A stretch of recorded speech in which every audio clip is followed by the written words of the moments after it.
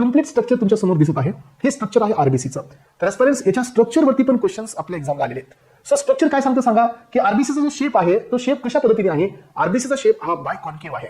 Bye concave म्हणजे काय, की सो पेरिफेरल साईडला थोडासा जाड आहे, याची थिकनेस आहे, आणि सेंटरला हा जो शेप असतो तो थोडासा थीन असतो.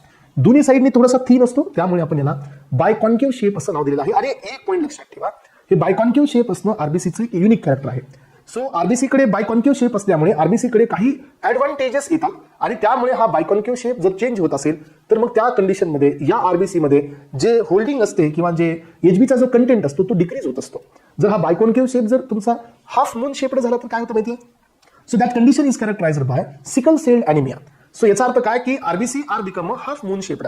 याचा अर्थ की आरबीसी मध्ये जो एचबी कंटेंट असतो तो कमी होतो, एचबीचं अक्युमिडेशन त्यामध्ये कमी होणार आहे, आणि त्याच्यामुळे सो ऑक्सिजन कॅरिंग कॅपॅसिटी कमी होते, and it is कॅरेक्टराइज्ड by hypoxia, आणि यालाच आपण नाव देतो अॅनिमिया.